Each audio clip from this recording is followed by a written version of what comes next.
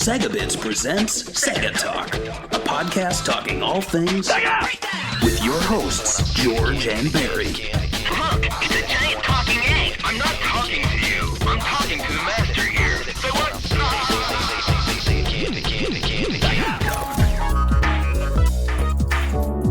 Hello and welcome to SEGA Talk Podcast. I'm your host, George, and with me is Barry. Hey, everybody. And if you see Barry's face and he's disappointed, it's because I recorded like a quarter of the episode and I forgot to press record on the OBS. I'm very sorry. And this episode, this whole if you guys never seen the SEGA Talk Podcast, this episode we dedicate a whole episode to SEGA games, SEGA consoles, or SEGA events or movies like we're doing in this one. Yes. This was picked by our Twitter pool on our Twitter account. So you can follow us if you want to at twitter.com/SegaBits. And if you want to show support for this show, you could also support us at patreon.com/SegaBits. We love every single one of our Patreons. And if you're not a Patreon, we love you a little bit, but not as much as our Patreons. Second. Right. That's fine. It's okay being second, dude. Not everybody has to win, but if you want to win, you could always support us on Patreon. On this 48th episode of the podcast, we will be talking about Sonic the Hedgehog, Sonic the movie, not the one with Jim Carrey. We will be talking about the 1996 OVA. For those not in the know, the Sonic the Hedgehog movie was released in 2 episodes for DirecTV in Japan. But we got it here in 1999 in America. Studio Peria, without a T, and General Entertainment Co. Ltd. did the series, and it aired from January 26th to February 4th, 1996. I get different dates on depending on where I, look at it, but like every single episode of the SEGA Talk Podcast, we're gonna open this up with our history with the movie, and we'll start off with Barry. Tell us your history with Sonic the Hedgehog, the movie OVA anime. Oh boy. Let me think. I completely forgot. No, as many people from America may know, that this actually released coinciding with Sonic Adventure. I believe it came out September 7th, 1999.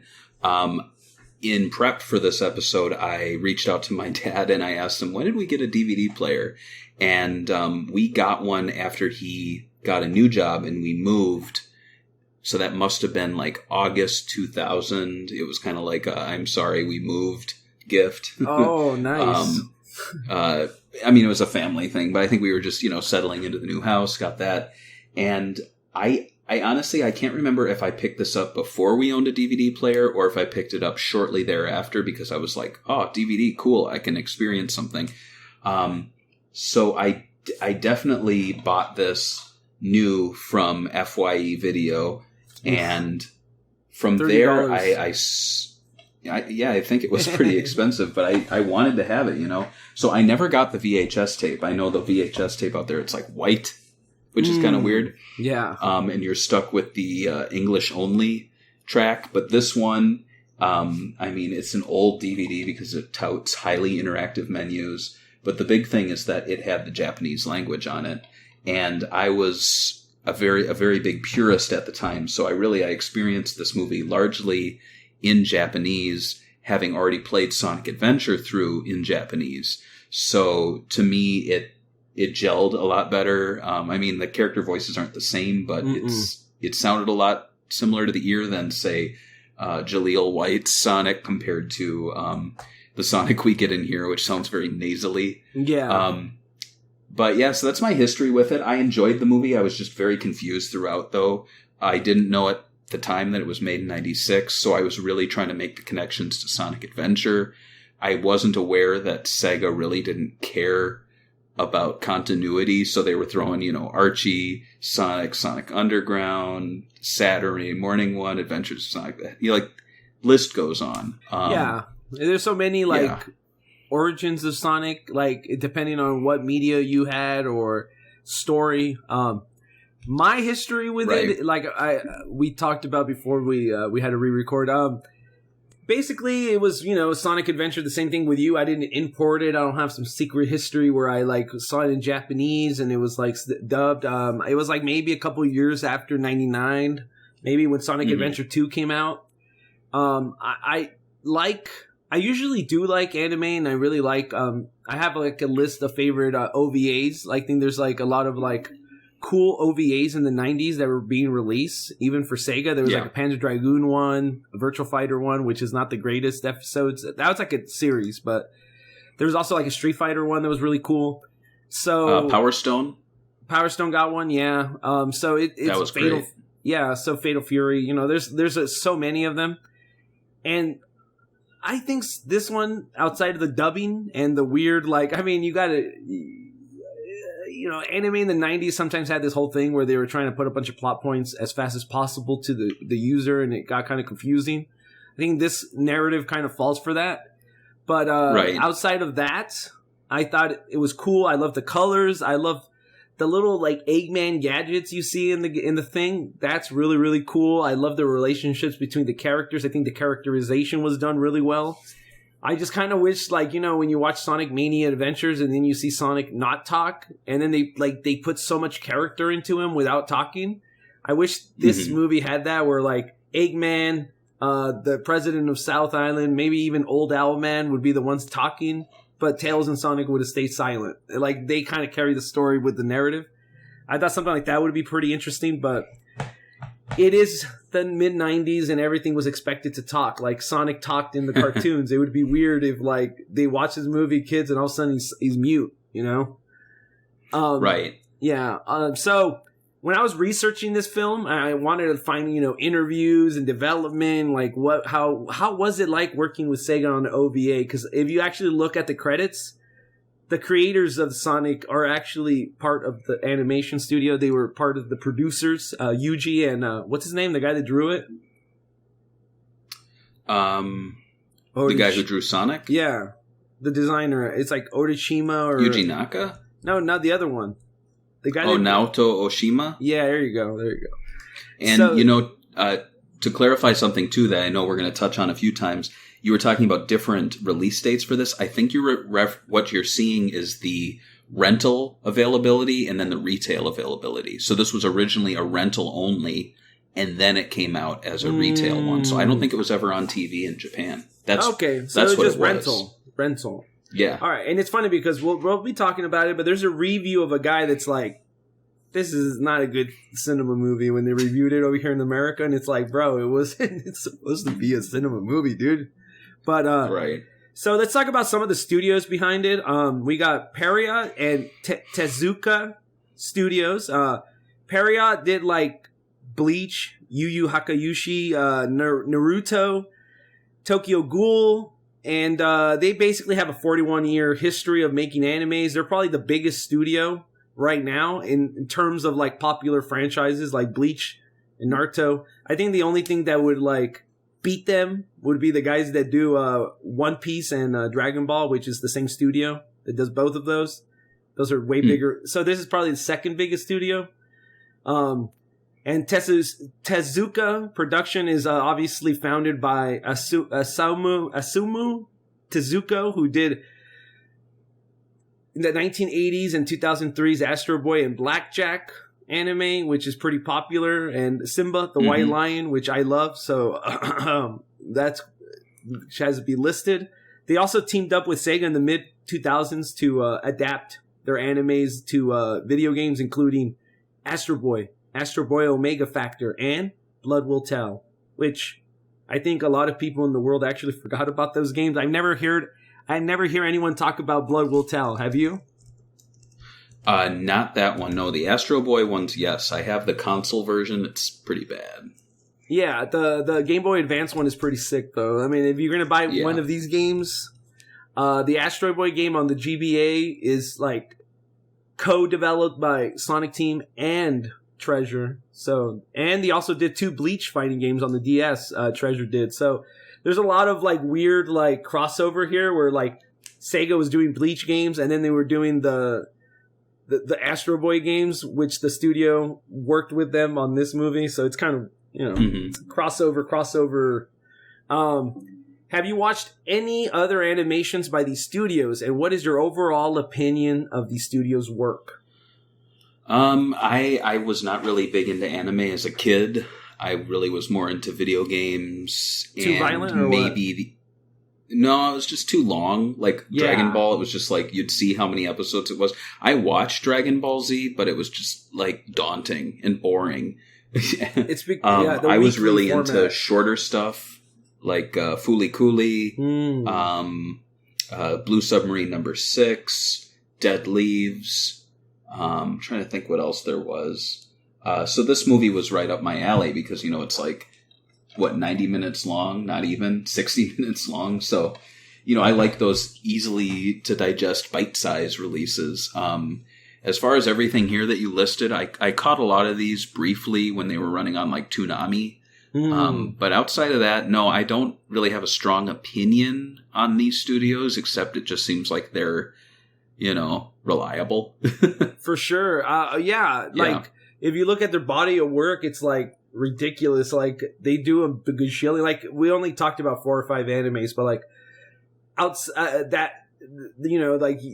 my god, there's so many movies. I'm trying to remember some of the weird ones that I saw, but like my favorites would probably be, I actually kind of like Bleach. The start of Bleach I thought was really, really well done. I thought it was gonna turn into this like big old like anime about that was gonna be probably even better than One Piece and Dragon Ball, but I think they really dropped the ball on that anime towards the end. But I did like the video games based on it with Sega. I played those, obviously. I thought they were pretty... most of them were all right, but the treasure ones were really, really good. So, let's talk about the story for this game, all right? I'm not going to go through the whole story and read the whole thing, but basically the story is about Sonic the Hedgehog going to the president of Southland, or I think Southland, to South Island. South Island, there you go, South Island, because he was asked by Old Man Owl, which is a new character that seems to be like a pigeon, or like the person that gives people their mail or does the orders for the president, and basically asks Sonic to come, and then Eggman says, oh shoot, my Eggman, a black Eggman in the Japanese version. That's what they called him in the Japanese version. They called him Black Eggman, or cancel it, or Metal Robotnik. His creation took over his Robotropolis, and that's just the problem because it's like Eggman Land is better than Robotropolis, which is hard to say. It's like Robotropolis. And then he screwed up with his robot generator and is going to blow up in less than a day. He asks Sonic to go to the Land of Darkness, which in this world there's 2 regions. The Land of the Sky, which is the islands on the sky where Sonic lives and everybody else lives. And then Earth, where it's like desolated. Nobody lives there besides Eggman and other people they don't want to talk to. Like, I don't know, like probably Fang lives there. And then every single Sega character or Sonic character that Sonic Team doesn't want to use, they just throw them into the Land of Darkness. Like, go chill there for a little bit. So they go in there, they fight, they basically find out that Robotnik, it was all a trick by Robotnik, and they head to, in the end of the episode, they head to Robotropolis. They find out that Hyper Metal Sonic has, like, Sonic's memories, then he gets beaten by Hyper Metal Sonic, then, like, Tails figures out the whole plan, which is actually my favorite part of this of Tails, which we'll talk about when we talk about the characters. And then they finally beat Sonic, and then like Eggman reveals that he wants to marry the Princess Sarah, who is the president's daughter. Right. And it's like, how would that make you king? I have no idea how politics works in this movie, but it's like they just, in the end of the movie, they just like put everything on you. Like there's ice, they have to like, they want to drill some ice caps, right? Like Hyper Metal Sonic and destroy. Was it the Land of the Sky or the Land of Darkness? Like, there's this one point where like Eggman talks about wanting to like destroy the lava so he could destroy, I think, the Land of Darkness or something. And it's like, why bother? Like, if you're gonna be the king of the sky, why would you even bother what happens to the Land of Darkness? There's a lot of these things where you're like, wait, what? But so what is your opinion of the overall story with like 1,000 plot points that were randomly put in 1 hour? I put here, you think they should simplify it. And I think a lot of people would probably be like, yeah, let's take out the Sarah plot. Even though I kind of like the comic comedy thing going on there. I think he could have just done it with like his own robots, like he does in the Boom series. Yeah, no, it's I mean, at the time I didn't know this was 2 episodes, but looking back at it now, it very clearly is. Mm-hmm. Because you get this very, episodic sort of telling. I think, I don't know if you put this in the notes, but there's actually like a little short scene missing that's on the Japanese original. Oh, I didn't. During the, like, bridging them. I guess they cut it out. It's not a big deal, but it's just kind of like them going, there's the land of the sky, or something like that. That kind of annoys me. I like to have I like to have every scene. I don't like when they cut something. Yeah. But, it's kind of weird. But in any case, yeah, it's a weird story coming from 1996 because they very clearly knew what was happening in the games. Mm-hmm. And it's such a huge departure, that I don't understand why they had like, the land of the sky, land of darkness, why South Island was floating and had like all these systems. And then it was like, there's Planet Freedom. It's just like, and I really don't think it has to do with someone at one of the animation studios wanting to tell his personal story and using Sonic, as a way to further that. And I say that because if you've ever seen the Saturday morning Sonic cartoon, I really get the vibe, and with Ken Penders in the comics, that these are people who really want to make it in the industry and want to tell their own stories. And when they got the Sonic license, they were like, this is my chance. I'm going to put Sonic in there. I'll throw some video game fans a bone, but really, I'm going to tell a story that I want to tell, games be damned. And in this case, it's like, I don't get the sense that anyone was really like, man, screw the game plot. I always wanted to tell a story about floating islands in the land of darkness. And it's just, it's weird. I did add on here that in Sonic CD, there's another floating island that's chained up. And part of the plot in Sonic CD is that Eggman wants to destroy the chains, I think, and like he chained up the island comes in once a month, and he chained up the island in Sonic CD so he could build his tower on it or whatever he wants to build on it, his fortress. Yeah, little planet. It's called. Yeah, it's like a little. Yeah, but that's kind of like Sonic Lost World too, where out of nowhere they're talking about Lost Hex, and it's like, what the hell is that?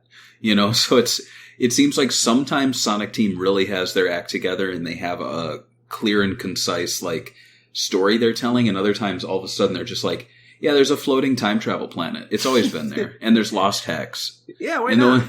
And so this kind of feels like Sonic Lost World, the Sonic Lost World of Sonic animated things, where it just throws so many weird things at you, but it acts like it's completely normal to Sonic. You're like, what? Why are there Zeddies? What's a Zeddie? Why do they have conch shells? That's this movie. So weird. Personally, to me, I think the whole South Island, the princess, the marrying the princess, those plots could have been taken away. They could have focused on maybe Eggman and Sonic and seeing like the duality, like what's Eggman up to at the same, with comedy scenes at the same time, and then you can see Sonic and his friends interacting instead of like focusing on these like weird like comedy scenes with the little cat girl Sarah. That was kind of strange, right. But let's talk directly about the characters in these games. We're also going to be talking about the new characters in these games. So, the first character that you might have heard of, his name is Sonic the Hedgehog. He's pretty popular out there. I think a lot of the trademarks of Sonic the Hedgehog are intact in this anime, including him being lazy at the beach, mocking Robotnik, and of course his speed. He has a very similar look to Sonic CD. It gives you those vibes, especially when he's running around. Sonic in this film is voiced by Martin Brooke, who hasn't really done anything voice work wise, but he's acted in some small indie films. So, what is your opinion on not only the English voice, but the overall way that he was represented in the anime?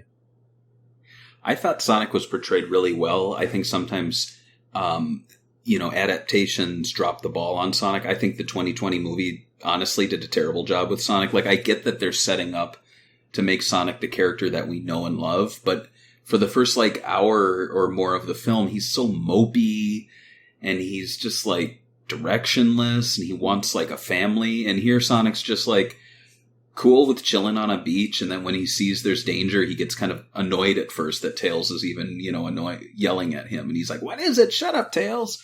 But I think Sonic's he's kind of a jerk here, but he's also likable. I think that's his I don't know if you character. know too much. Sorry. Yeah, do you know much about the Fleetway Sonic? Like, he's a complete jerk. The British comics. Of course, he's the one where he's like, if Tails falls down, he'll die. Good, and then he just like he has like all the memes. I kind of feel like they took some of that from this, or maybe they didn't. But he does seem a little more jerky than usual here, but he is redeeming. Not the greatest representation of Sonic, but it's up there. I like him in this. I think it's good. I actually kind of agree with you. This is a more Sonic Team representation of, like, classic Sonic Team representation of Sonic. I understand the one in the movie, they're trying to do, like, this is an all-new Sonic, right? The movie one.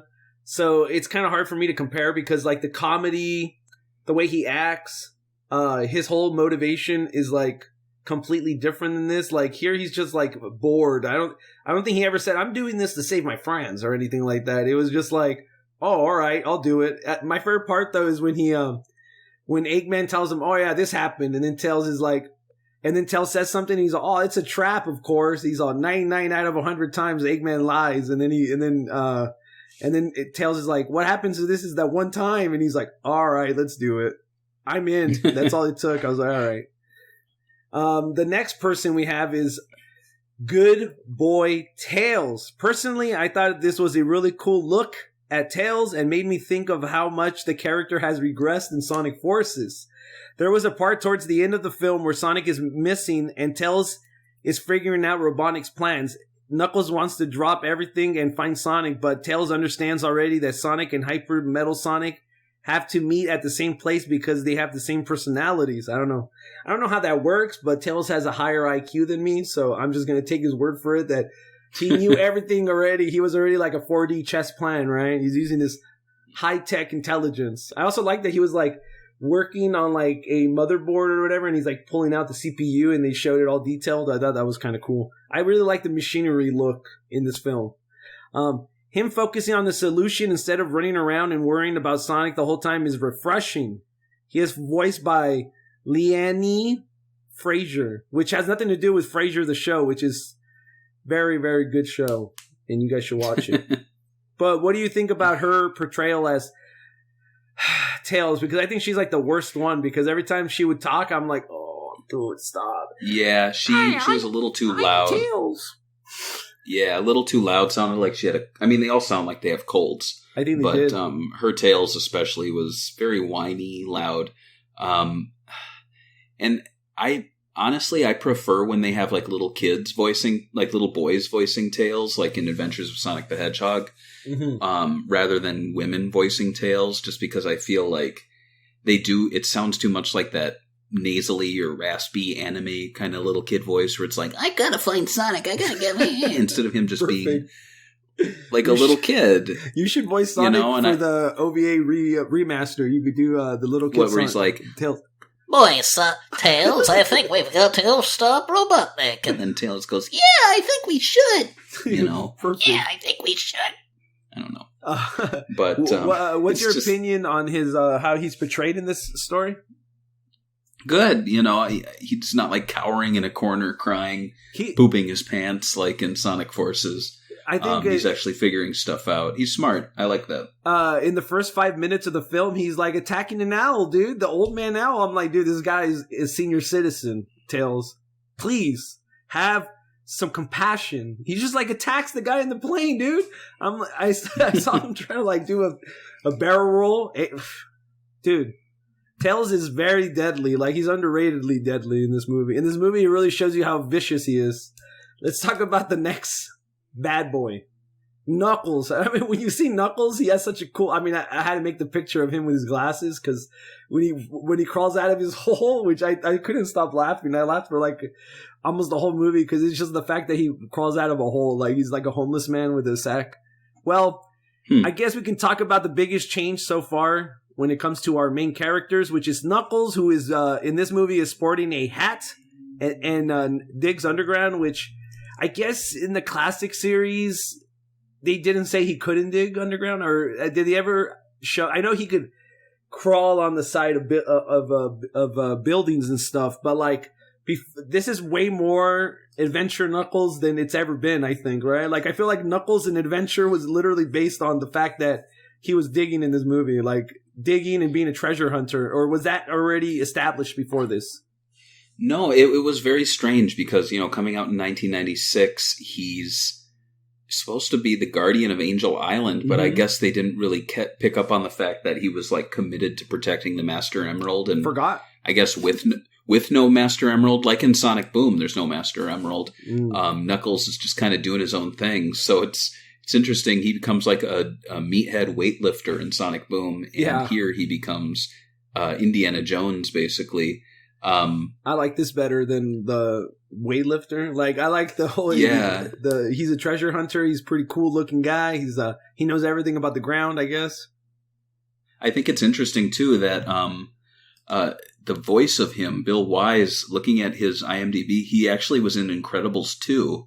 Ooh. He played the guy who they thought was the main villain, the Screenslaver. I don't know if you saw that movie, but there's a pizza delivery man that they think is the villain, but he's actually set up. It's like a trick. Yeah. But I'm surprised that like the guy who voiced Knuckles is in like a major Pixar film. He's also That's kind of surprising. He's also in some mainstream TV shows, Transparent on Amazon Prime and iZombie. I don't know if he's a reoccurring role, but he's also an actor, and he's got that going. I'm trying to look. Oh yeah, the hat is a thing that a lot of people talk about when they talk about Knuckles because it's a tie-in with the Archie comic. Is that correct? Yeah, so the Archie comic picked up on this and like used it, which was kind of weird. So it's the other way around. Yeah. It's not they copied Archie comics. Is that Archie comics decided that it looked cool and they wanted it. Right, and you know, I forgot when the hat came about. I'm pretty sure it was after 1999, but there were times when the Archie comic artists would pick up on stuff happening in Japan and like kind of hint at it or bring it into the comics, and you're like, oh, that's kind of weird, you know? What is that? And then years later, you're like, oh, they saw some like Japanese magazine or something like that. But yeah. Let's talk about the next guy. I think Robotnik, that's what he's called here in the American version.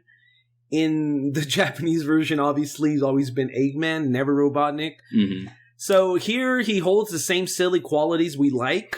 I like, at least. I think it's even captured really well in the first few. The way he like, I don't know if you guys played the original Sonic. I always thought of Eggman as a kind of a slap silly villain because the way he runs when he like loses against Sonic and stuff, all that is captured kind of perfectly here. He's kind of like, he's a villain, yes, but at the same time, he's kind of a pushover and you're not really scared of him. And they kind of show this. The only thing I kind of didn't like about him was him lusting after Sarah.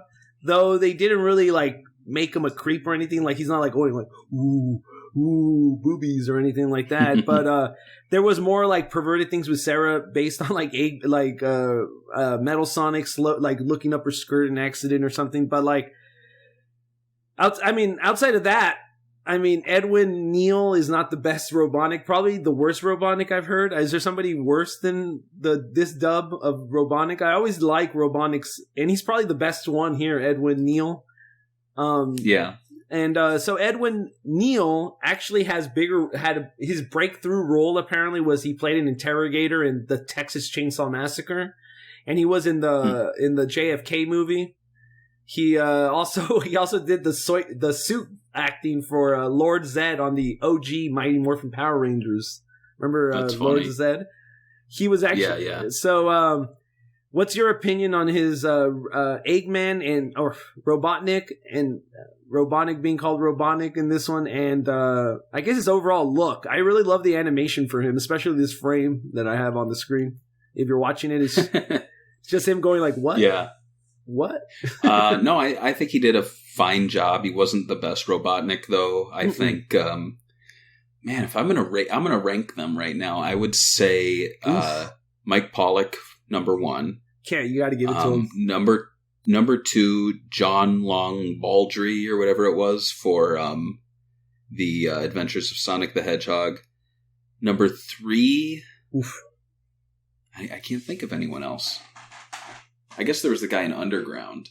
So I would say I prefer Edwin Neal's take on the character to the Sonic Underground one, just because he sounded exactly like the actor playing him. I'm trying to remember his name, but like he was, he plays Pete, in the Mickey Mouse stuff, and he does a ton of Disney character voices, but his Robotnik voice was just like very generic Disney movie villain. So good for Edwin. The next one we got is Sarah, who is, I guess, what Amy played in Sonic CD, but this time she's like I want to say human, sassy cat girl who plays the damsel in distress as she is kidnapped by Robotnik, who plans on marrying her. Big yikes I put on here. Well, I think her whole outfit in this anime is a bit revealing with the crop tops and really short skirts. I did like her whole comedy bit with, like I said, with Eggman. She also gets a few pervy scenes that new viewers might find problematic. She is voiced by Sasha, and I don't know how to say her last name. Baisi? Baisi. Yeah. Yeah. So, what is your whole, I guess, opinion on this? I don't know if she's human. She looks human to me, but I will talk about her dad, who does not look that human, but what's your whole opinion on her and like her role in the film? I feel like she just kind of like, they could have cut this out. Like, I don't want this. I didn't think she was a real standout character. I think she was fine. By this time we knew Amy Rose very well, so she seemed kind of like pointless. Like, it would have been, I guess it would have made more sense to have Amy Rose, but then Amy Rose would be a princess, which is kind of weird. I don't know. I was never a big fan of the Madonna concept that they had for the original Sonic game, so I guess you're kind of getting it here. And in some form. She's okay. Yeah. I don't know. I'm very neutral on the character. I don't really like or dislike Sarah. It's weird that she's a cat girl, though. Yeah. I didn't even know cat... I mean, we've been on the internet, right, for maybe like since the early 2000s, right? Me and you. I don't know how long you've been on, but like, communities and stuff. And like, I kind of feel like the cat girl thing like started like that. I started listening to it, and it's become an online thing when like Twitter started launching, and I started seeing all these like cat girl like icons and stuff. I didn't know in the mid 90s there was like a trend in Japan, and enough that there's like a cat girl in my 1996 Sonic OVA. But cool. Well, there was the show Gunsmith Cats, right? Oh, I've never seen it. Were they cat girls?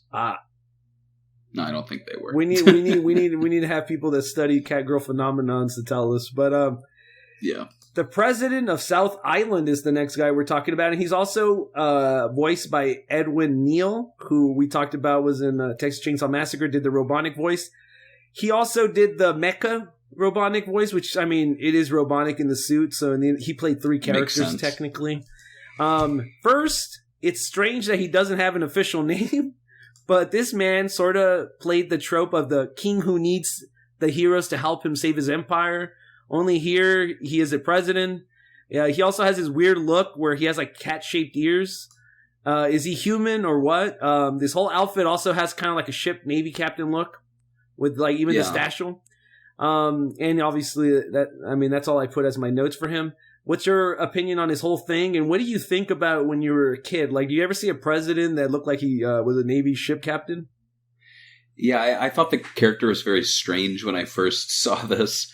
To see someone who's the president of South Island, which is Sonic's home. And I always thought it was just kind of like the place in Sonic 1 where you went through all the zones and all of a sudden they have a president.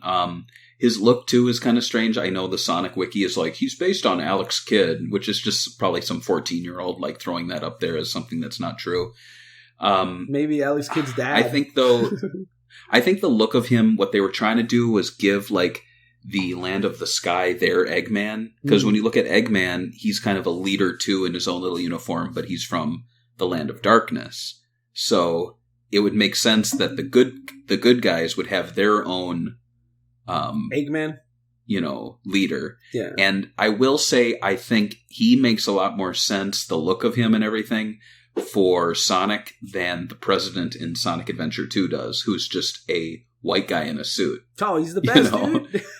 Yeah, I know. Oh, he's my favorite. I love his him, haircut. So. The army haircut. Yeah. They couldn't do anything else. I'm sorry. The next, I think this is, the actor that played him doesn't have a picture, so we don't know what he looks like, but he only had like maybe 10 words in here. One of the biggest reasons that Sonic CD always got me hyped was Metal Sonic. I thought, if I had to choose the best villain Sonic's ever fought, I think Metal Sonic's always the most hype. In Sonic 2, it wasn't Metal Sonic. What is it, Mecha Sonic, or what do the fans call him? Well, he wasn't in it, so yeah, it was like Mecha Sonic, they called it. It was like a different iteration. In the Archie comics, later, like, we're treating it like Mark 1, Mark 2, so they were all the same. Okay. Because I got yelled at, like, when I first started Sega Bits and I did an article, I called the, I guess, Mecha Sonic, or whatever you want to call him, from 2, I called him Metal Sonic, and, like, I had, like, a few people, like, message me and be like, you're an idiot. You shouldn't be writing about Sega if you're not going to be doing this right. And, like, they sounded deeply offended, so I'm sorry if I offend you guys in this one. But Hyper Metal Sonic. And what do you... he has Sonic's memories. I guess this is why they call him Hyper Metal Sonic. I'm assuming that's what separates Hyper Metal Sonic from Metal Sonic in the lore, is that he has Sonic's memories, or is that not a thing? I thought he always did, and no. Yeah, and this was not an English dub thing, because I do remember the Japanese Robotnik going, or Eggman going, Hyper Metal Sonic. So, it's like, it is definitely something they threw in there. I guess maybe it was kind of going like with the Supersonic thing, where it was like an advanced form of Metal Sonic, so it was Hyper Metal Sonic. Yeah. Very strange. He basically doesn't really talk. The idea is that since he has Sonic's memories, he could talk to Sonic telepathically. So in the beginning of their fight, they do the whole only one Sonic or whatever, and right, and then he dies. Right? I think he had the coolest plot point.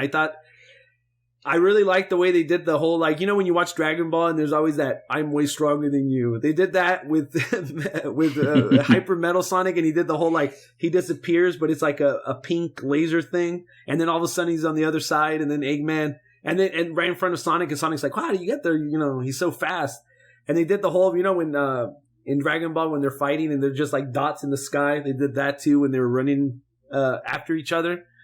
So very anime fighting, very cliche, but I love him. The guy that played his voice was terrible. They shouldn't have had any voices.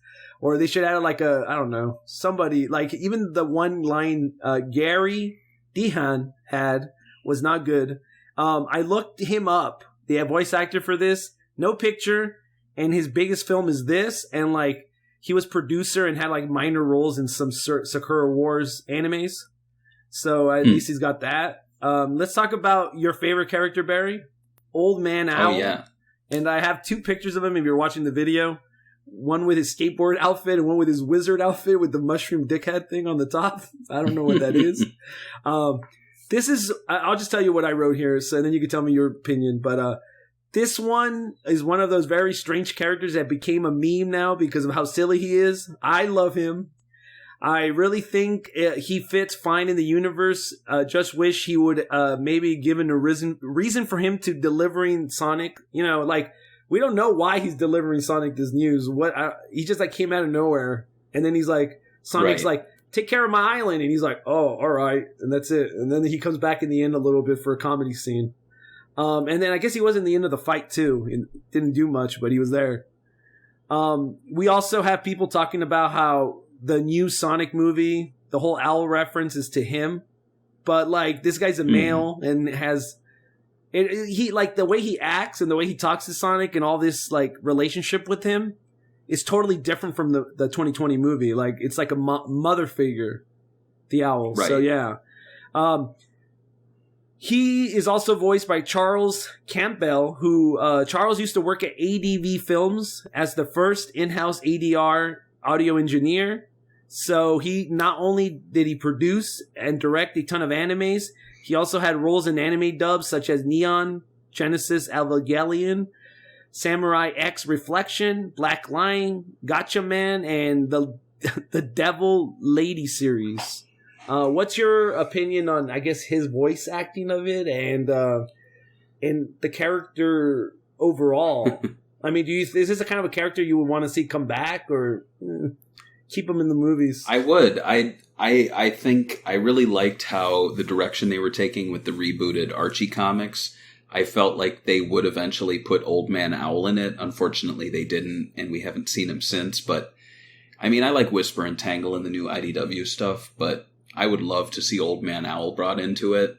I think he's really quirky. Yeah. I also think it's funny that the costume you're showing there with, like, his skateboard costume, that's supposed to be him wearing Sonic's clothes.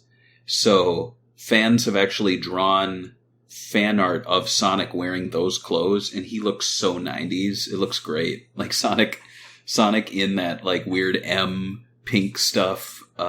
Is pretty funny. But yeah, I love Old Man Owl. I think Charles did a decent job. I mean, he just sounds like a kooky old owl man. He's like, "Oh, hello, Sonic, hello." You know, maybe give him an actual name though. Like Old Man Owl is like kind of. But owls are a huge thing. Like in Sonic Team stuff, like Knight's Journey of Dreams, the sequel had an owl. Remember that? Mm-hmm. And then of course the 2020 Sonic movie.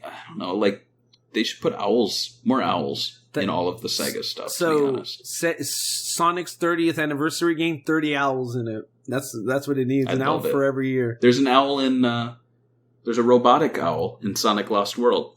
So obviously we're not a huge fan of the English dub, so I'm going to skip this question and just ask you, would you like to see this be redubbed with new actors? If so, what cast would you like to see take on the roles? So what I would like them to do is I would like them to re-release this on Blu-ray from like Discotech or something like that. You know, they've handled some pretty great releases recently. We also had what's that Master System? Zillion. Zillion came out recently in a really great Blu-ray release. So release this on Blu-ray. Give it. I don't know if you can give it a original scan, you know, of the negatives. I don't know if they still have that, but at least present it in a more, you know, 1080p state if possible, and do a redub of it with the new voice actors from the games. I think it'd be really interesting to have like Mike Pollock do Eggman in this, and it would be a straight dub using the Japanese translation script translation. Yeah, so it would be Eggman Land. I think that would be awesome, and put it on there with the old one too. So it would be like brand new dub. You get to hear Roger Craig Smith, you know, like that'd be kind of fun. I'd like it. I think if Sega can afford like having an animation for like the Sonic, a budget to do the Sonic Mania animation, you know, even though there's no voices on it, I think they could just like buy the rights to this and like just like dub it and put it on like, I don't know. I want to say like just put it on YouTube to like promote the Sonic brand, like kind of like the whole reason the Sonic Mania Adventure cartoons were out were to support the Sonic brand, right? So I mean that'd be pretty cool. I agree with you. The original video game voice actors doing this would be really, really cool, and it would give it some balance where you're not like, oh, this is Sonic's voice now, and then you go to this and it's like all these like weird actors are not very good. Right. So let's talk about the world this OVA takes place. While you expect it to take place in the world of Sonic, this place is quite different, and it even goes into the plot of the story. Basically, the movie takes place in Planet Freedom, and not to be mistaken with Freedom Planet, a good game, which you guys should play, and it's obviously inspired by this OVA, the name of the game. In this world, there are two regions. This is the Land of Darkness and the Land of the Sky. That means that there are all the zones and cities reside with these two regions. Of course, the Land of the Sky is where our heroes live, and the Land of Darkness is where Robotnik's turf. The Land of the Sky are floating land masses, while the Land of Darkness is dark due to like clouds and basically sky. I mean, the land on top covering it, so it's just always in darkness. And it looks abandoned, to be honest with you, once we'll start talking about it. But first visit that we get to see is Sonic's Island. The first picture, the picture I put on the notes is the plane and stuff. The one we have here is just like an Sonic on the beach, but let me move it. I got the other picture here. But yeah, what is your opinion on Sonic's Island? There was one weird thing, like, within this, okay, so the story within the land of the sky takes place in South Island. That's the island we're at the whole time when we visit. The first place we get to see is Sonic's Island, which has a similar look to the games, including flowers and crab meat badniks. But in this version, Sonic lives in a torn down airplane, and like, yeah, everything's like stacked up on these like so there's like a volcano, and then around the volcano, like going up the volcano, there's like all these abandoned like trains and like boats, and then on the ground there's like a abandoned plane, and that's where Sonic sleeps, and he just hangs out in the front of it, and it's all rotten and it's like overgrown grass on it. So yeah, what do you think about this depiction of Sonic's Island, and what do you think about him living in like decay and in ruin? Well, it's interesting because Sonic really doesn't have a house typically, but now that you bring it up, this is a home of his. Sonic Boom has like a hut that he lives in on an island. That's true. And so with that in mind, like, that's all you have really to compare, but Sonic seems to like to live on a beach.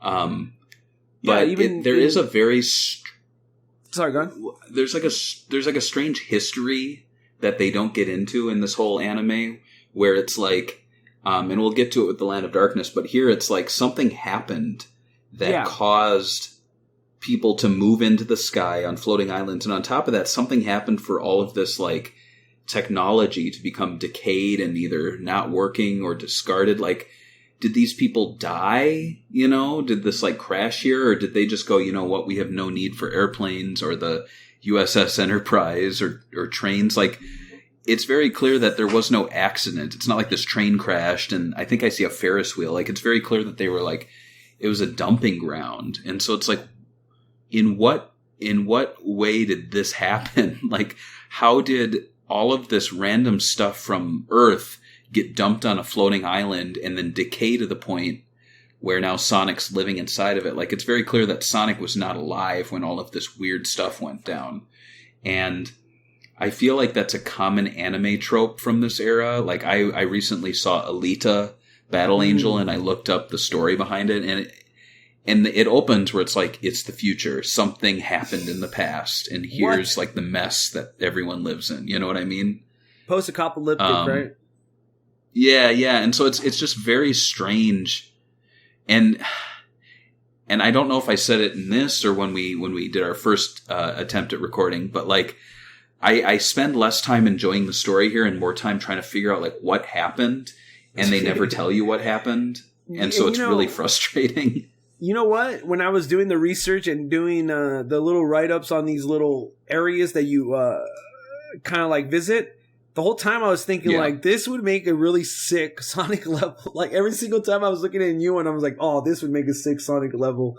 And then I'm like, the next one, Robotnik Land, I'm like, or Robotnik-topia, whatever they call it in this one. Right. I was like, oh, this looks even cooler than the Sonic colors. And I was like, getting all hyped when I saw it in the anime. Yeah, I've done this a few times where I've gone through the anime and like just picked out 6 or 7 locations that would make for a Sonic game, and they exist. Like, there's definitely like, you could adapt this into a traditional Sonic game with like 6 or 7 stages. And I know people have attempted it, but no one's really done it fully. They've always just done like one level. And I'd love, for all the fan games going on, like, this is one I'd really love to see like happen and become complete as a Sonic OVA complete adaptation 2D game. I think that'd be awesome. Next, we're going to look at President's City, but we don't, I said that we don't really get to travel, but then I re-saw it and I clipped out some stuff. Basically, you just get a really like fast glimpse of what President City looks like. You get an outside shot of all the floating islands with bridges interconnecting it. And in the middle of all these, it's like 1, 2, 3, 4, 5. No, it's 6 islands. around it, and then in the middle there's a large mass of land, and it's obviously floating, so there's like bridges from the 6 floating islands around the middle one. And in the middle, there's a White House that looks exactly like the America's White House. Like they were literally, it's like the White House, the way it looks, and even with the little, So there's skyscrapers, bridges. What do you think about the president's White House and that it literally looks like our White House? What is your whole opinion on that? I mean, it's fine. Again, it's strange. It's just a very weird concept. I think what I find so strange about it is in the Sonic games, the floating island, Angel Island, was weird to everyone. Like, all the characters are like, this thing's crazy. It's a floating island. Whoa. And in the Sonic OVA, they're like, you get a floating island, and you get a floating island, and you get a floating island. Like, they all live on floating islands. And I feel like it's almost like someone didn't get the memo, and they're like, oh, so Sonic lives on the floating island, right? They all do? And someone else is like, I don't think that's right. And he goes, no, I'm putting it in there. That seems right. The president got 6 floating islands with one in the middle, so 7 floating islands in total for himself. Yeah, it's crazy. It's insane. Too many floating islands. I was looking at it. I thought the bridge concept of all the bridges is pretty cool, and it looks cool in the sky. Would I want a Sonic level in President's City? No way, because I could already see all the pitfalls, falling into holes in here. I'm good, dude. I think I'd rather go to the Land of Darkness, which we're talking about next. And so then we have a look at the Land of Darkness, which is a region where our favorite villain Robotnik lives in. Obviously, we talked about the land being dark because the floating islands and clouds above. There seems to be plenty of green life left, even though it's gotten less sun. There are 2 ways to enter: whirlwind portals surrounded by clouds, or a warp zone. I don't even know where this came from. I saw it in the Sonic Retro notes, so they have to be right. There's no way Sonic Retro will light us. What is your opinion on the Land of Darkness and our hero's first look into it? Do you think it's a concept that would work in other Sonic games?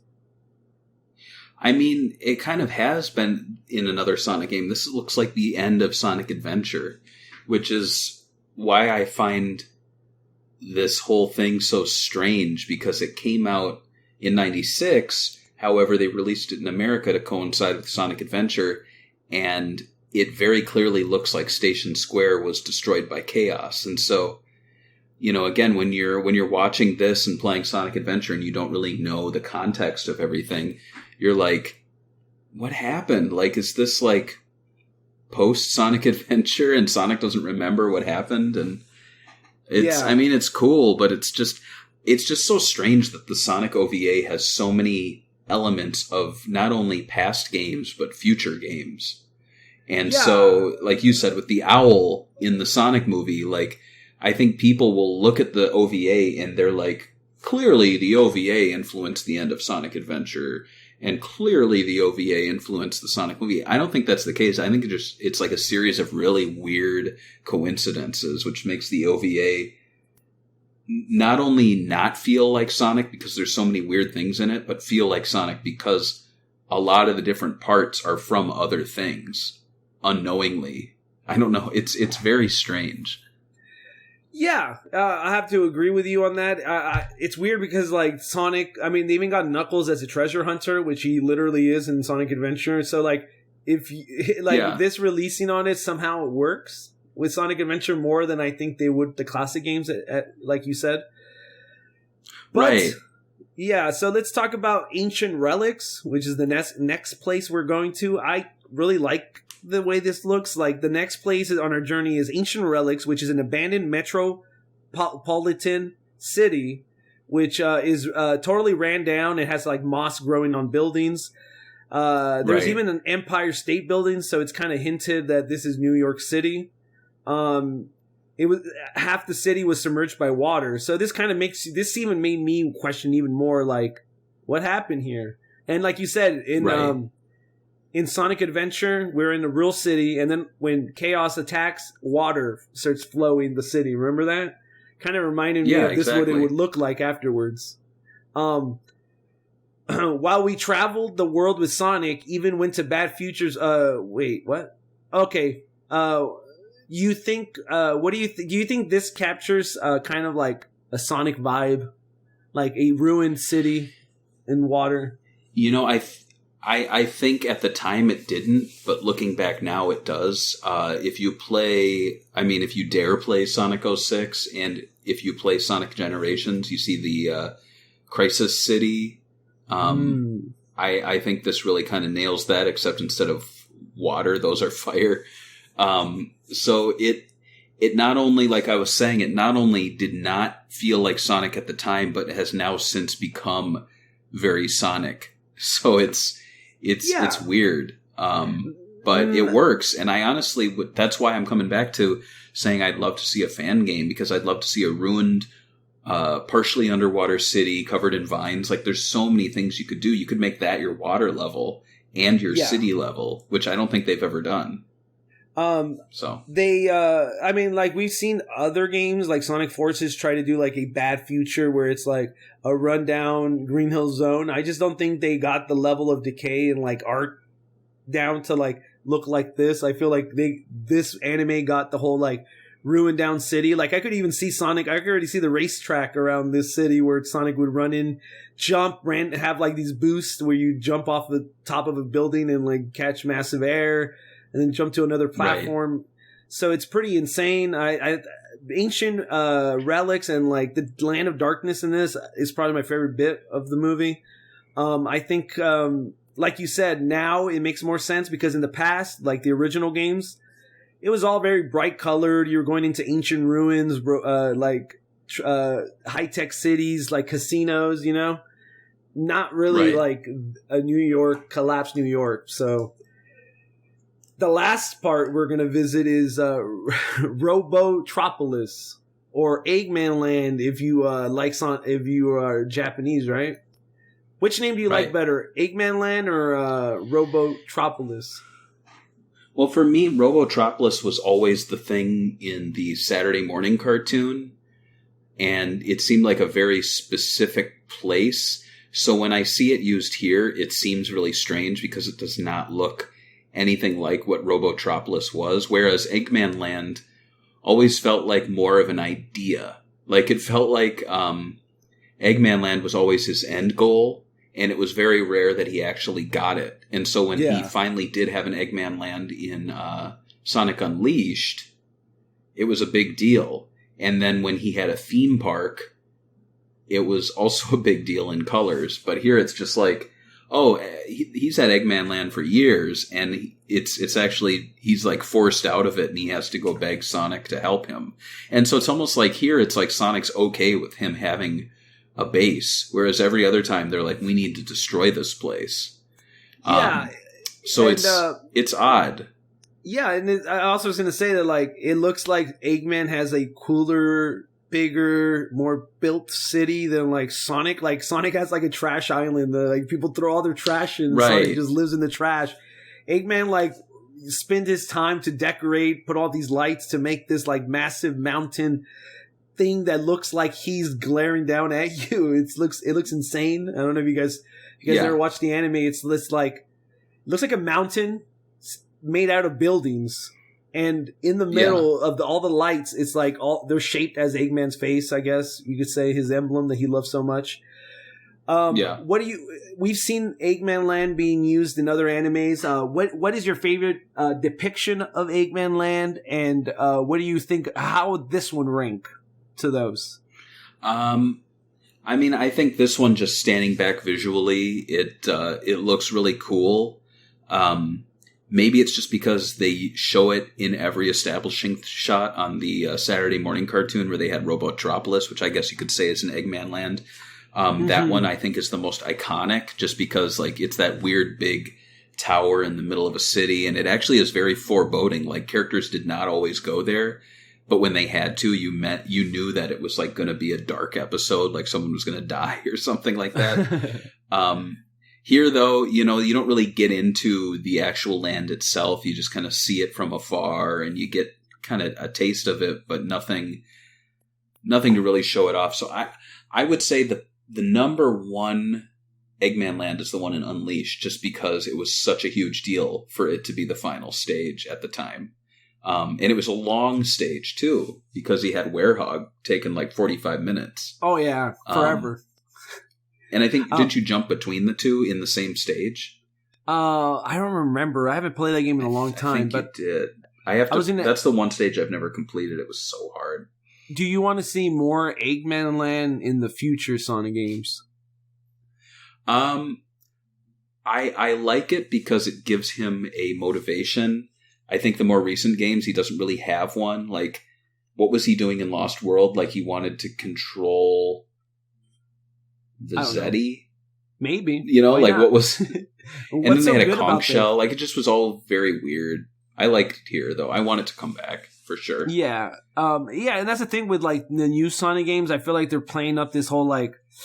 Well, the last game had this world. I don't know. Is there an established Sonic modern world where we could sit down and, like, pinpoint what Sonic worlds really like? I mean, we had Adventure, then we had 2, and then we had Heroes, then we had, like, Unleashed, which is, like, a Pixar game, sort of, in the story-wise, and then, like, Lost World, which is that we could forget about because it's, like, not even in Sonic's world, and then we had Forces, which is, like, a new world where Eggman owns everything almost.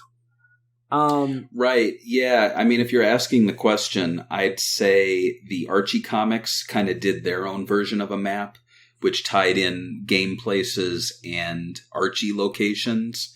But as far as the official games, the only maps I can really think of is the Sonic Adventure 2 map, which gives Green Hill Zone kind of its own place within everything. And then the Unleashed map, which doesn't reference any of the past locations, but retroactively people are like, oh, Empire City is the capital of Gun, which is its own nation. It's like the America equivalent in Sonic's world. So there's been some kind of like... Yeah, and so there's been like fans... American. Yeah. So there's been fans like mashing together the maps and like making sense of it. But all in all, there is no established one, really, and it changes all the time. Like, I'm sure if you ask, and Azuka's the word. Like, I like Azuka on a technical level, but as a, like, storyteller, he's just like, I bet you could ask him, hey, in Sonic Forces, does Empire City and all the places from Sonic Unleashed exist? And he'll be like, well, they do share a plot and take place in the same universe. No, they do not. And you're like, well, how does that work? It's a different dimension. And you're like, okay, how does that work? You know, it's... yeah. And what's an agent to tell you, well, it's a blue hedgehog that talks, dude. And then you're all right. So I guess I've kind of gone off topic here, but I guess the point I'm trying to make is that the one thing I really like about the Sonic OVA is they actually make an effort to create an entire, like, world for Sonic, to the point where it's like, he lives here, Eggman lives here, here's the planet, here's the floating islands. Like, it all makes sense, even though it's very strange for Sonic. And I think a lot of the games could actually learn from this, just in terms of, like, world building. I think there's a lot of world building here. It's just a one-shot, so you never go back to it. I think if they made a sequel and went into, like, how this whole Planet Freedom came about, I think it would be very cool. You know, maybe do time travel. Sonic goes back in time and sees how that city was destroyed. Be fun. I don't know. I was going to talk about how this game is influenced by the intro to Sonic CD. I actually even read an interview with that. The reason there was an anime, obviously, because it was on Sega CD. That was one reason. But apparently a lot of people back in the good old days complained that there wasn't enough, I guess, animated, or like the endings for Sonic 1 and 2 were just kind of simple. And they were very simple, especially the first one, you know? There was like a good and bad ending, and they were like very not the same. Like, they were basically the same with just a little more, 2 seconds, 3 seconds more.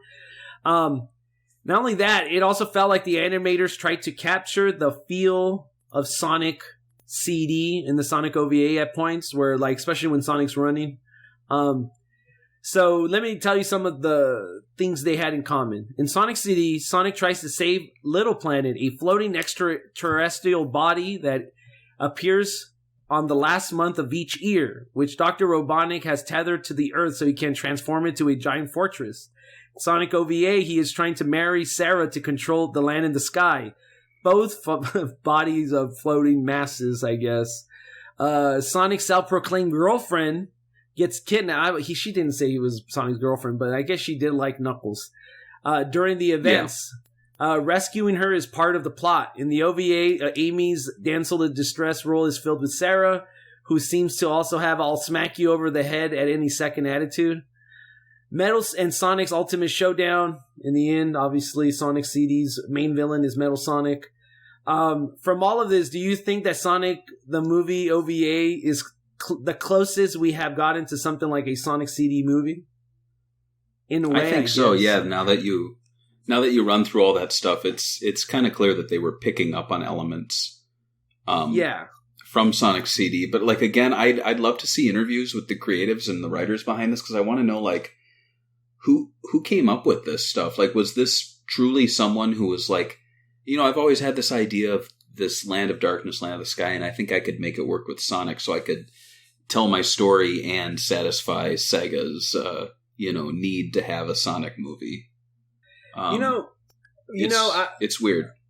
There's another thing you brought up before that, like, was it this one that we were talking about or a different one where you're saying that it kind of reminded you of, I think it was, never mind. I think we were talking about the original Sonic story. That's when we were talking about the origins, right? When there was like they're talking about Storybook and how it was, Knights used that concept.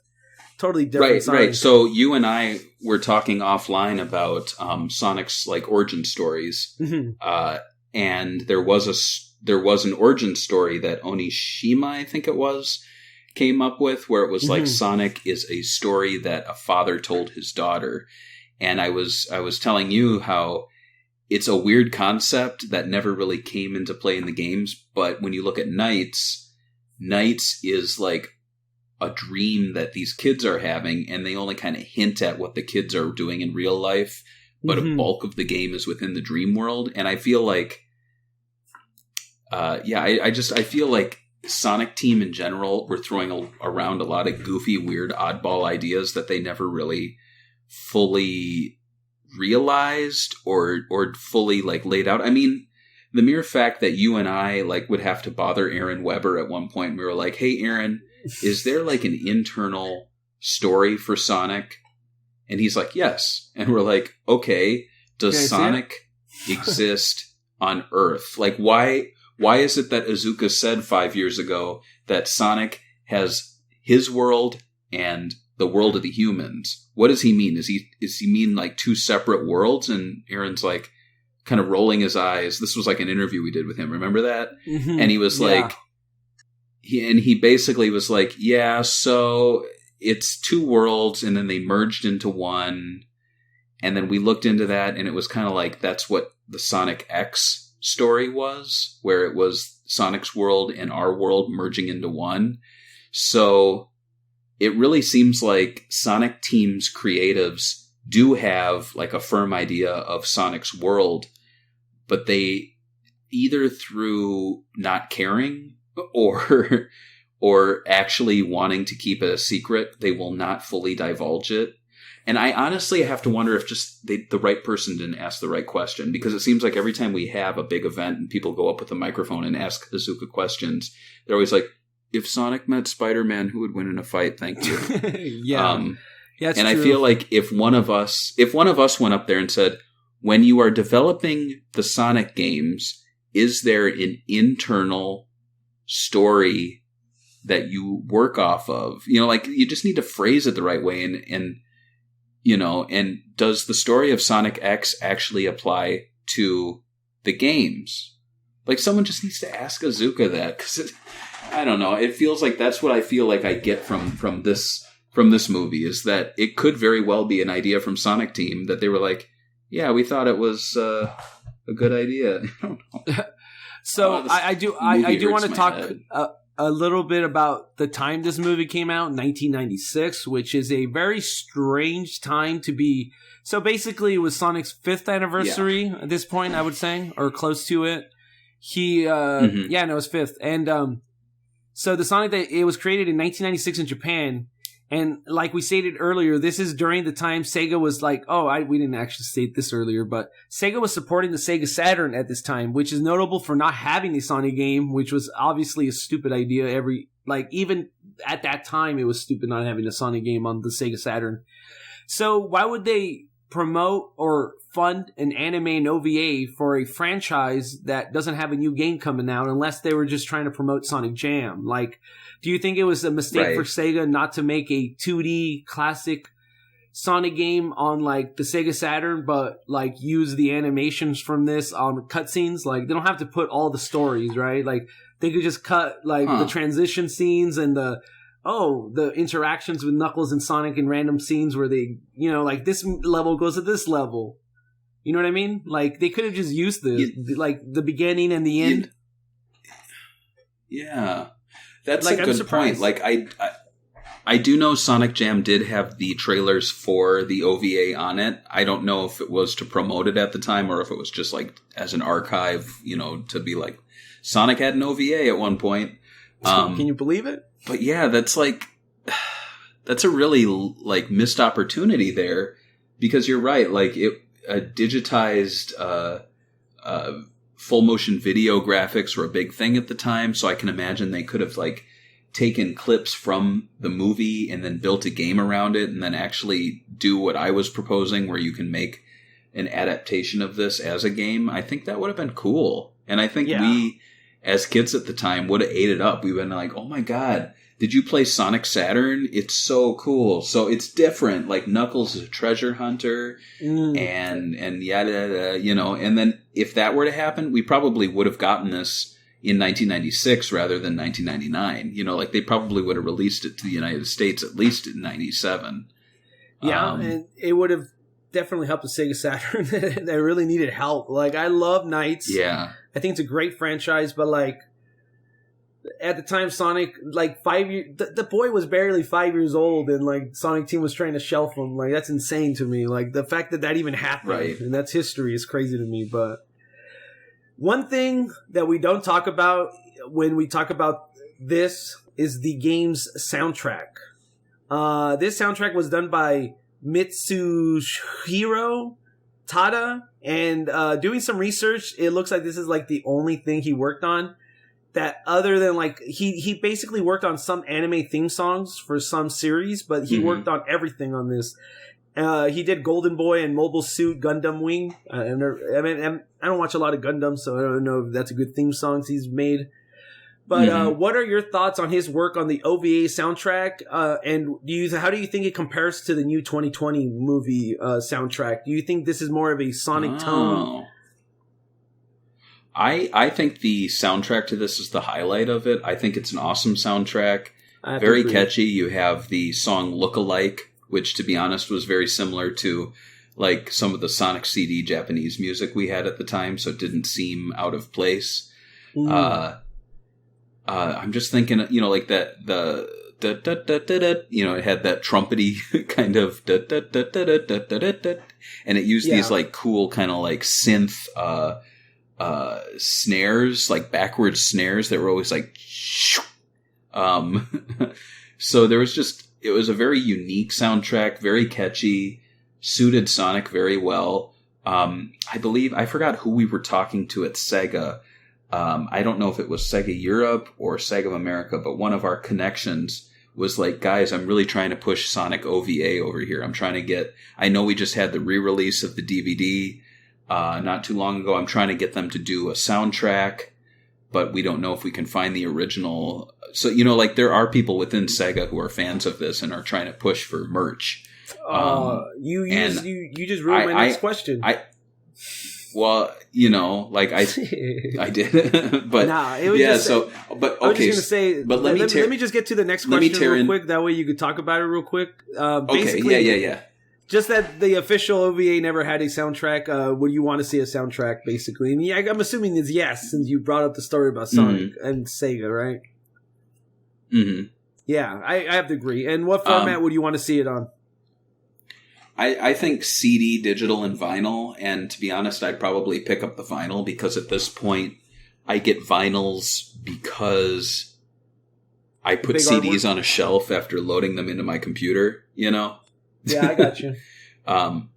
But with vinyl, it's nice to like go down to the record player, pop it on, and listen to it every once in a while. It's, you know, and yeah. But you mentioned the 2020 Sonic movie soundtrack. Mm-hmm. I've tried listening to that. Despite the talent behind it, it's very, very forgettable. I don't like it. Sorry. I mean, do you not like the soundtrack, like, period, as a soundtrack, or just not as a Sonic soundtrack? Just it's very basic, like, adventure movie, to be honest. Like, I'll have to re-listen to it, but nothing jumps out at me as like, oh my god, this is the theme for Sonic. And I think, I don't know, like, I feel like a successful soundtrack applies memorable themes to places and characters, and I feel like the Sonic movie does it well, and I think the Sonic movie, if we're talking about 2 here, does it poorly. So it's just, I guess, surprising that we have Junkie XL just kind of like going real basic, and boring. Maybe it was what they wanted, right? The studio's like, give me a boring soundtrack. And he's like, yes, sir. Well, that was the thing. Like, pumped it out. Junkie XL, he was saying that he wanted to use the original chiptune kind of work it in there. And they were like, no. The studio execs said no. And I'm like, fuck these guys saying no. Who are these guys? Oh, we're making a Sonic movie. The soundtrack guy wants to use sound effects from the old machine that played the original Sonic games.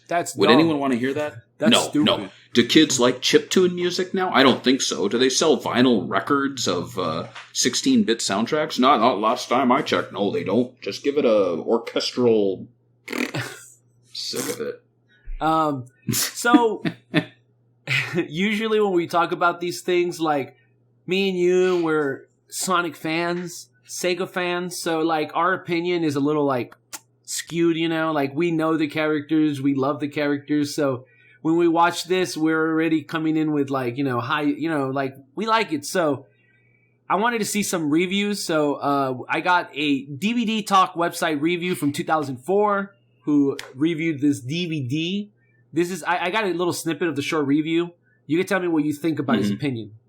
This, quote, movie, unquote, has a feel of a TV show that you are joining in the middle of the season. They don't introduce any of the characters. They assume you know them. This show also does not share continuity with any of the previous Sonic cartoons either, which makes it feel doubly strange. The story didn't really pull me in at any time. Granted, it wasn't aimed at me, but the small amount of character development it did wasn't enough to make me care about the characters. The fights are pretty good, especially the battle at the end, but overall the show is just mediocre. What do you agree with this guy that, like, you're dropped in and, like, like, to me it's like, bro, have you played a Sonic game? You think, like, in Sonic games they're like 1991, Sonic is chilling in the beach. He just came back from going to the store with his, you know what I mean? There was no story ever in Sonic games. You're dropped in. I generally like DVD Talk. I actually use their website a lot, especially for older DVDs. Like, you're not going to find reviews of Sonic the movie on DVD that much, but when you do, DVD Talk will have it. I'm assuming, though, that this then is a review of the re-release, because if you're watching this on video, I've held this up a few times. This is the 1999 DVD. The re-release looks a little different. I think it only has Sonic on the cover. I have not checked if the video transfer is better. I'd be interested to see if it is, but these are out of print by that point. But going back to this review, what annoys me is and Roger Ebert did this too. So when Roger Ebert reviewed the Ninja Turtles live action movie, he kept saying it was based on a video game. He was saying, like, Ninja Turtles is based on the NES video game, and it's like Roger, I respect you. You're a great movie reviewers, but, like, do basic research and realize that Ninja Turtles had a video game, but that does not mean the movie is based on the video game. And with this guy here, it's like, based on Nintendo. Despite the movie's coming out in 2004 on DVD, the guy needs to like do a light research and learn that it came out in 96 in Japan. So technically this was the first animated telling from Japan. And to be honest, I don't think the people in Japan were paying much attention to Sonic Underground. Well, Sonic Underground came later, but like Sonic Saturday Morning, Adventures of Sonic the Hedgehog. So with that in mind, this is an anime coming off of Genesis games or Mega Drive games. And that's about it. Like, they did not base it on anything. So it annoys me to read reviews like this. Like, sure, I could understand this being a hard movie for most people to watch because they don't set it up, because they assume you know who Sonic, Tails, and Knuckles are. And they kind of do that in the video games too. No, they don't. And do they have to? Like, you kind of can tell who they are. It's like, if you watch if you watch like a Mickey Mouse movie, it's like, why didn't they give me the backstory of the mouse? What's going on here? Who is this mouse and why is he talking? They don't do backstory on Mickey Mouse stuff. You're right. So it's like, I think if anything, when they go too far in the other direction, like with the live action Sonic movie, they spend way too much time like setting up Sonic and like explaining him, and it worked. But if they didn't do that, I think it would still work for a majority of the fans who know who Sonic is. So whatever. Let's get to this other review. Yeah, so the next review is going to make you even more mad because this is even less research that he did into it. So this review comes from Computer and Video Games Magazine in the UK. This is issue 230, which is the same issue that Shimu got rated, and I'm hoping that it's a high score they gave it back then.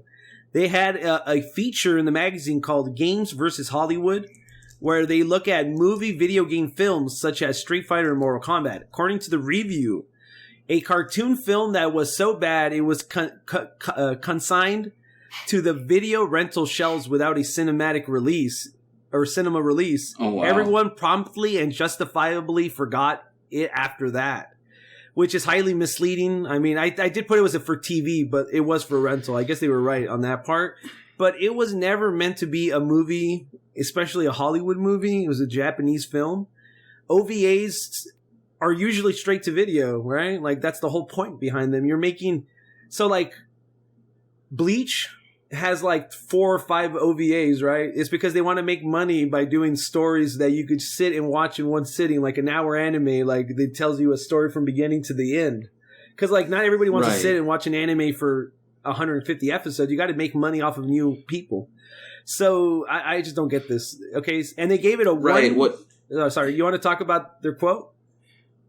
Well, it's just stupid because it's like, oh, this was so bad because it was not shown in cinemas, but it was consigned to video rental shelves, and it's like the movie was made as a rental exclusive from the get-go. They were never like, hey, Sega, what do you think of our movie? And they go, oh, man, we were going to put this in theaters, but after that, no. And it's funny you mentioned Shenmue because Shenmue 1 had its cutscenes edited into a movie and shown in actual theaters. So it's kind of funny that the Sonic movie is released direct to video and Shenmue's cutscenes are shown in theatrical experiences in Japan. How boring would that have been? Hey, we're going to go see Shenmue cutscenes. You know what? I kind of wish that I was an adult enough back then to be like traveling to Japan and be like, yeah, I went to the showing where they showed. I saw this shitty movie on the big screen. And if you watch the DVD that they released, it is it's hard. It is like film stock. There's like hair and grain on it, so it's very clear. They converted the cutscenes to film.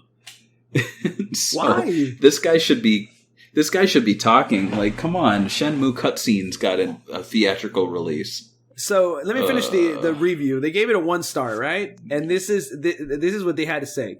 This is truly nasty. Right. And this is a truly nasty animated movie, even worse than the god awful cartoon series. Tails sounds like he's got it cold. Sonic sounds like an annoying teenage brat. Weak at every department and a shame considering Sonic's a cool character. Only preschoolers will enjoy this. Wah, wah, wah. Preschoolers, blah, blah. Kids are dumb. Adults are cool. Is that how you're doing this? So what's wrong with this movie being for kids? What's wrong with that? I mean, is Pixar movies are Pixar movies aimed at adults here or what? Like, I don't get this whole like this is old. Well, he complains about the voice acting, but it's like, dude, the thing comes with Japanese language if you have the DVD, so that's gone. And then I like how he says it's a shame considering Sonic's a cool character. Arguably, the best scenes in the movie are with Sonic because he's doing cool fight scenes. So I don't know what the guy's talking about. And also, this is not preschooler friendly. Like, I feel like guys who write this don't have kids because, like, only 2-year-olds would like this. I'm like, try showing this to a 2-year-old. It would either be too violent or they would not be interested in it because it's not, like, bright colors and, you know, like, funny sounds. No, this movie directly targeted like teenagers and preteens like myself at the time, and I loved it. So shut up. So before I already have all my notes. We're already done. I just wanted to ask you one question before we start reading the comments and we close it up. I just wanted to say here, like, what other video game OVAs have you seen in the past? And which ones will you recommend to our readers? And if you guys want to watch this, by the way, it's on YouTube. You guys don't even have to buy it. You can just YouTube the movie and watch the whole thing. Tell me some OVAs in the past that you liked. Specifically video game? Yeah, specifically video games. I mean, this is a video game one. If you've seen any. If you haven't, that's cool. Shenmue the movie. No. I would say the one I would really recommend because it kind of came out around the same time in the 90s is the Power Stone anime. It's also released by ADV Films. I think Power Stone in general has really great character designs. It's if you're a Sonic fan, it's got characters chasing down emeralds basically, so it's like Sonic. The voice acting is not great, and no, like it never is. No, and if you can find the original Japanese version translated online, check it out because the theme song's awesome. And it's a lot more watchable. But if you can only find the Americanized versions with the new theme song and the voice acting, that's okay. It's still worth checking out. Another one I would say, I guess the Sakura Wars ones people really like, but I don't know much about Sakura Tyson itself, but I do know it's out there. There is a DVD or Blu-ray release that came out recently. Mm-hmm. I'd also highly recommend Zillion. There is a awesome Blu-ray release of Zillion, the series, and the OVA that has Opa Opa in it. And it has the Sega Master System light guns, and it has characters from Zillion, which had 2 games on the Master System. So those are my recommendations. I'd say Power Stone and Zillion. I would go with Street Fighter 2, not the movie, not the one with Van Damme, but there was a OVA that kind of like, I thought it was like, it shocked me when I was a kid because there's this scene in the movie where Vega tries to rape Chun-Li when she's taking a shower, and then they tell you that Vega is a serial killer that kills women, and he's vain, and it's like, whoa. It's like, this is really dark for an anime. So, I mean, it's a little more, I would say PG-13 to almost rated R, at least in concepts. It's not very kid-friendly, but that really captured the mood of Street Fighter 2, I think. The danger and the characters, they're street brawlers, you know? Maybe the Panzer Dragoon one, even though it's not the best, but just the idea that we got an animated Panzer Dragoon OVA or movie or whatever they call it, it's insane. So to me, it's like, wow, there wasn't, and there's also that Virtua Fighter anime that if you guys really want to see, but the characterization there is all over the place. Like, Akira likes to eat food. That's his little gimmick, you know, the old like Goku gimmick. He's basically Goku in that thing. Right. But yeah. So you want to read the comments from our Patreons? I did an accident. I only gave them like 5 hours to respond because I totally forgot to post because we had 4th of July the other day. And I was a little drunk, I'll admit, and I did these notes a little drunk, so they're all over the place. But I did it. I actually got it done. So you want to read the beautiful comments from our Patreon supporters? Yeah, these aren't nasty comments. These are beautiful. So we have Daniel Andres. He says, all right, so I have a personal and unique story involving the Sonic OVA.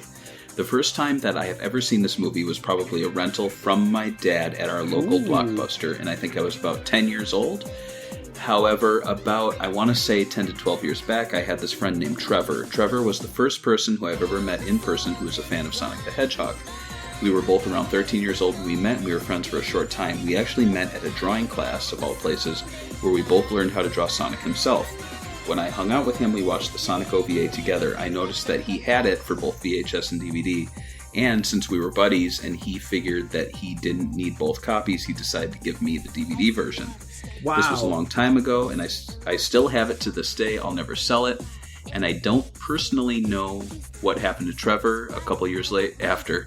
If he's listening, well, I hope you know that I do miss him quite a bit. Anyways, the OVA itself is lots of fun. I actually wish that it did become the Sonic anime that it was supposed to be. I also wish that I could get a Blu-ray release sometime, considering how expensive that is. And to reply to Daniel's comment, like, yeah, I had a buddy in high school named Andy, and this was this was 1999, so I was a little older than you, but he and we connected on the Dreamcast, and I learned that he was a big Sonic fan too. He actually had gone to Japan probably in the mid to late 90s with his family and bought the VHS tapes from Japan, the Japanese versions, but wasn't able to view them over here, I guess. I don't know if he didn't have a VCR or if it was like a regional thing. But that was actually the first time I became aware of them being as old as they are, as seeing his VHS tapes. I completely forgot to mention that. Yeah. Anyway, do you want me to read Nicholas's comment, or do you want to read it? All right. Nicholas Schaefer says, so I missed this somehow, and a friend of mine who knew about it, and I was a huge Sonic fan, rented it for our guys' weekend. And we had planned for nothing but playing Dreamcast. When it ended, he looked at me and said, I'm so sorry, I thought this would be cool. The friend who recommended it does a lot of drugs. And I was like, what are you talking about? That was amazing. True, it's weird, and I don't know anyone who is asking for the English voice actors to reprise the role. But man, that art style in Metal Sonic fight was so good. I love the idea of a guy's weekend, and it's like, why don't we ever have a guy's brought weekend? This. Yeah. I've never had a guy's weekend. I mean, I usually thought that guy's weekend would be like drinking, partying, going to strip clubs, but like, I like this better. I think a lot of wives and girlfriends out there would be very relieved to understand that men and guys' weekends involve the Sonic anime. Sonic OVA. Yeah, that's what it is, dude. Bad boys. Anyway. I love it. Thanks you guys for listening to Sega Talk. We catch you guys on the next episode. Bye. Bye.